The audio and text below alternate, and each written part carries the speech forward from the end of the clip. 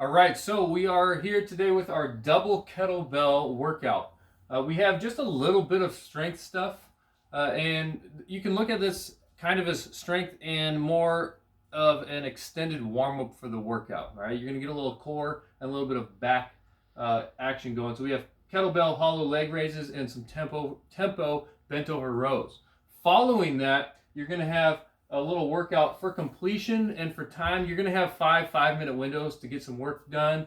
We're not going to be keeping track of how long each round takes you. It's just going to be more a matter of scaling it appropriately so that you're able to complete the work in that 5 minute window with a little bit of rest in there as well. All right, so let's go over the strength stuff.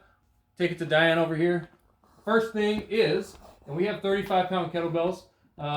This is probably going to be a little bit on the heavier side. I would recommend for the women looking more at the 18s or the 26s. All right, so she's gonna start. Go ahead and sit up real quick. When you're lifting these up for the hollow flutter or hollow leg raises, you want to grab the kettlebells and then as you lay back, kind of lever them up with your elbow as the pivot point. All right, so she's laying back. She'll get them into a good pressing position. Essentially, do a floor press here and get her arms straight up overhead. Then she's gonna get into a good hollow position. All right, so from this hollow position, she's going to do some leg raises, bringing shins up to about the weights. You can touch them if you want, you don't have to. And then a slow, controlled descent, maintaining that hollow position the whole time. All right, so you go for 30 seconds here. If you need to scale this, you can scale it by doing just one kettlebell, or you can scale it by just working on your hollow hold. That's fine too, or anything in between. The next piece, we have some tempo bent over rows. So our tempo is 2-1-2-1, which means in her bent over row position, so a nice horizontal back, kettlebell's either on the ground or slightly hanging off the ground. She's gonna do a 2-second pull up, 1, 2, a 1-second pause, and then a 2-second descent back down with a 1-second pause. So it's a nice, slow, controlled rep each time. For most of us, the weight that you're gonna be using because of the nature of the workout you're doing is not going to be super heavy. So doing this slow, controlled bent over row is going to get a little bit more of a burn and make those muscles have to work a little bit harder at a lighter weight. All right, so let's move on to the workout. It is, again, like I said, for completion and for weight. So the goal is to get it done. The weight you use is not a huge deal. It obviously shouldn't be too light, but if you make the mistake of going too heavy, you're not going to have enough time to get this done, or you're going to be working all the way up until the end of your 5-minute window, which is not something I want. Ideally, the work should take about 2.5 minutes of your 5 or less, and that way you get a 2.5 minute or more break. If it's taking longer than that, I would recommend scaling it back. All right, so it's every 5 minutes for 5 sets. You're going to run 200 meters.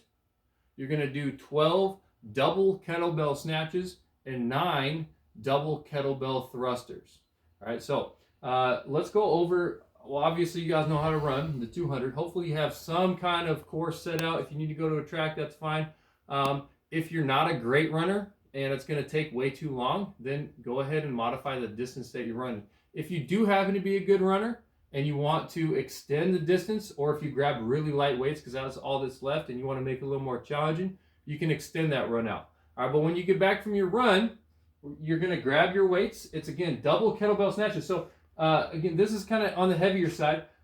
If you have 35s, for example, remember, you're swinging 70 pounds around. That's a lot of weight. So keep that in mind. You're really going to need to make sure your back is straight. You're in a good position. You're hinging at your hips and not letting your back get out of position at all at any point throughout this movement.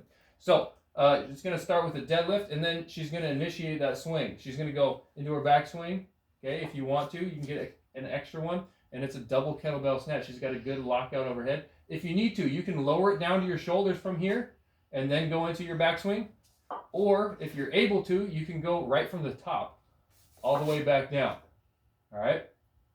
So that's your double kettlebell snatch. So you can go ahead and set them down. I would recommend, or you're probably going to at least run into this during the workout, after you get your 12 snatches done, you might need a little bit of a break. That's okay. Just you can set them down for a second. If you are able to go right into the thrusters, that's fine too. Okay, so double kettlebell thrusters. So remember, we're working on a good front rack position here. You want the hands right up by your jaw, thumbs about your collarbone. And as you squat down, remember, you want the elbows to break away a little bit. As you stand up, you let your elbows come back into your sides to drive the weight up overhead. So she's going to clean them up, double kettlebell clean. And she's going into her squat to a full lockout overhead, bringing it back down into a squat, driving it up overhead. All right? So for scales for this workout, if you need to, and do just one kettlebell, that's fine. You can do single kettlebell thrusters, and you'll have to kind of play around with the number of reps you're doing. I wouldn't just do 4 on one hand and 5 on the other, something like that. You're going to want to do a little bit more if you're using just one weight. And the same thing for the snatches. If you want to just do a single kettlebell snatch instead of double kettlebell, if that's more comfortable, that's fine. You're probably going to want to increase the reps a little bit. It's going to play around with the amount of time each set takes, but it's also going to be a little bit easier. You probably won't need quite as much rest either. All right?